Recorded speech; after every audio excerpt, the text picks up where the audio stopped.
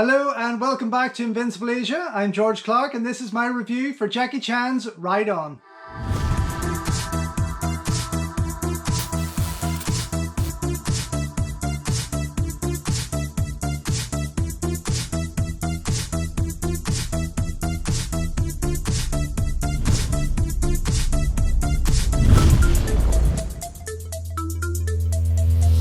Don't forget folks, before we go any further, if you haven't already, please subscribe to the channel, ring the bell, like the video and all that jibber jabber, and thank you very much for supporting Invincible Asia.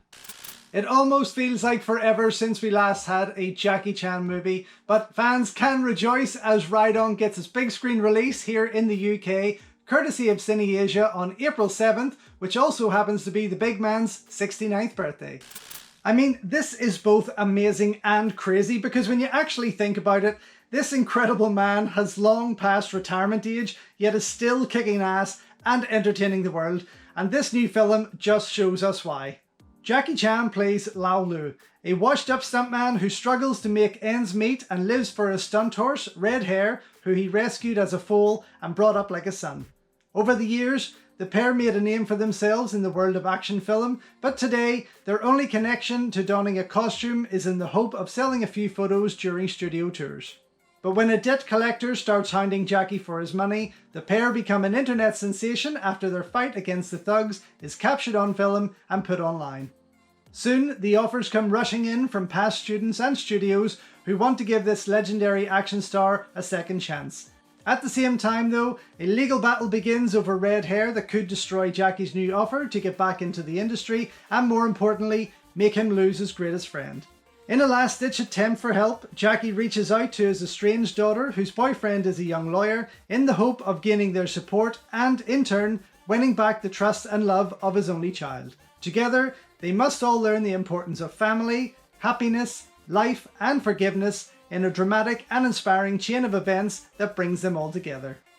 I'm going to be honest, I don't think I've ever cried as much at a Jackie Chan movie than I did when I was watching Ride On. Maybe it's the fact that I've been a die-hard fan for over 40 years now and felt more of a connection to his story than the average Joe, or perhaps it was the heartfelt story of the struggles of parenthood and being a dad myself that made it work, or maybe it was just the beautiful moments between Jackie and his horse that really sucked me in, especially in that final heartbreaking chapter. Either way, this was quite an emotional watch and I certainly wasn't the only one sobbing in the room. Set in the extensive world of the Chinese film industry, Ride On is a particularly interesting film for many reasons, with the one for me being how it blends many extraordinary and personal elements of Jackie Chan's life into the story. In fact, if this was Jackie Chan's final hurrah and goodbye to the film industry and his fans, I'd be more than happy to take that. I mean, it would be totally understandable. This is absolutely a love letter to his fans, with many throwbacks to his most memorable cinematic moments being reenacted, shown or hinted at throughout. These include smile-inducing moments such as the Project A signpost that has a 360-degree carving of Jackie hanging from the clock tower, the fun fight on the tram that sees him take on the Axe Gang, reminiscent of that tea house fight scene in Drunken Master 2, albeit while he's dressed like Donnie Yen's Black Mask character from Legend of the Fist. Then there's a hint of his commando role from Who Am I, and that of the Condor from Armour of God 2, Operation Condor. There's a fun fight scene in the style of New Police Story, only this time with Jackie playing the villain, and even a waiter at the market is dressed exactly like Chan was in Wheels on Meals while delivering food on a skateboard from a yellow food van. Drunken Master fans will enjoy the scene that sees him torture his future son-in-law by forcing him into the horse stance over a lit joss stick, and we even get to see him hint back at his days in the Peking Opera School when he interrupts a stage performance featuring 7 little stars in action. There's a note of Shanghai Noon when Jackie dresses both him and Red Hair up as Native Americans for photo shoots, and later again when the horse sits like a dog, and a lengthy stunt sequence that puts him back in the same costume for the hugely underrated Night of Shadows, which was fun to see. I smiled at seeing Jackie on top of an amusement park wheel once again, much like that in My Lucky Stars, blending a stunt from Police Story 3 Super Cop with a similar shot seen in Who Am I. I totally loved the moment when he gave his daughter the cuddly sea hat from First Strike, but I think I was most surprised though to see Stanley Tong appear as the director of a movie that just screamed the myth, which saw Jackie Chan return to that very same role in a scene that looks like it was cut right from the original production. I've always loved Jackie in The Myth, so it made me very happy to see him don the same costume and weaponry once again. This was actually quite a powerful moment where Jackie realised that the dangerous stunt work he was so used to doing was no longer necessary due to the aid of CGI, something that the man himself has always tried to stay away from in order to keep things real. And I suppose, in reality, this was also his way of letting us know that this is now the case. I mean, why should he be risking his life for us when he's almost 70 years of age? It's just ridiculous to expect that. But perhaps the most amazing moment, and in a scene that almost touched on breaking the fourth wall in some respects, was when his daughter came across a pen drive that held many of the greatest scenes and stunts from Jackie Chan's real film career. It's an incredibly emotional scene that brings them closer together while leaving both of them, as well as myself, in tears as she starts to understand the impact, the dedication and the life that Jackie Chan has given the world of entertainment. I've watched this film a few times already, and each time that scene affects me in the same way. Starring alongside Jackie is the lovely Lu Hao-kyung from Sang Yimou movies such as 1 Second, Cliffwalkers and Sniper, who plays Jackie's daughter, with Kevin Guo as her boyfriend. The brilliant Ali Yu, who co-starred with the young actress in Cliffwalkers, as well as making an appearance in hits like The Warlords, The Lost Bladesman, Saving Mr. Wu and Sammo Hung's My Beloved Bodyguard, stars as Jackie's close friend and stuntman student, while the lovely Joey Young from My Schoolmate the Barbarian, 12 Golden Ducks and Soccer Killer stars as his better half and another stunt performer.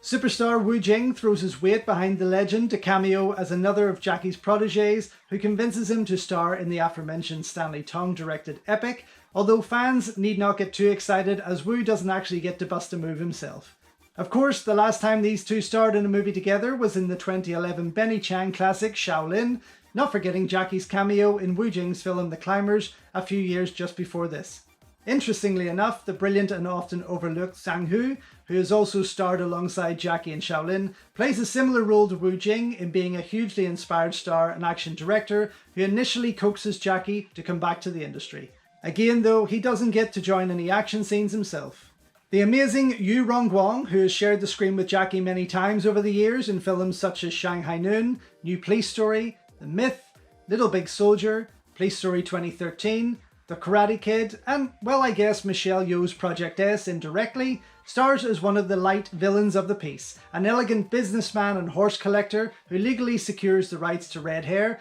and aims to take him away from Jackie. Thankfully though, and again without even busting a move, he does prove to have a change of heart when he really sees how much they mean to each other. And then there's the handsome Ray Loy, who last starred alongside Jackie in Project A Part 2, as well as making a cameo in Miracles, shows up as the man who gives red hair to Jackie as a sickly foal. But it's the wonderful Andy Yeon who proves to be the lucky one that gets to trade moves with Chan the Man.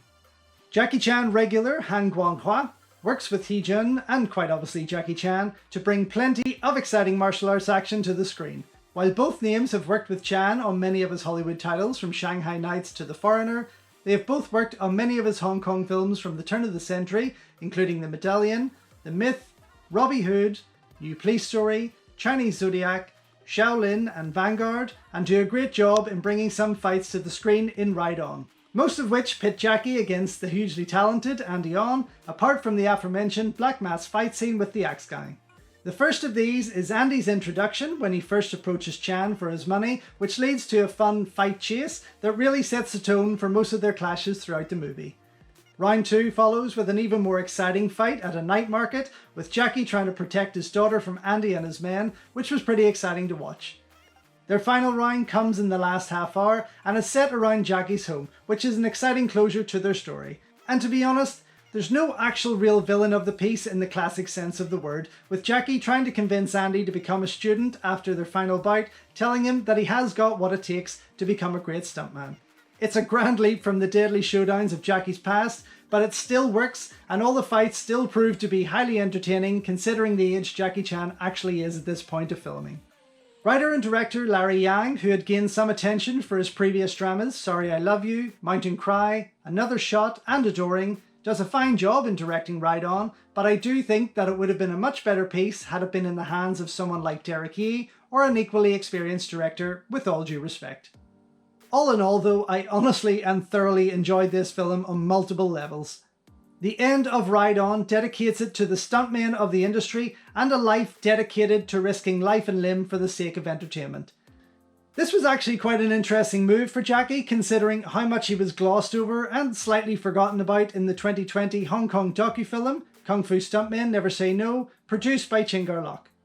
Interestingly enough though, Jackie delivers a line quoting that exact title, which makes me wonder if it was indeed a dig or a message to his old Hong Kong colleagues to say that he is still one of the greatest living legends of the industry.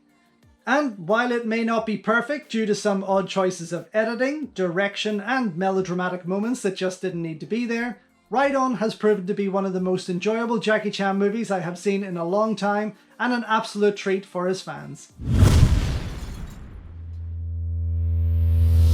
Overall though, a wonderfully emotional and very exciting film for any Jackie Chan fan, Ride On proves to be somewhat of a personal journey for the star as much as it is a well-deserved goodbye letter to the world of action cinema.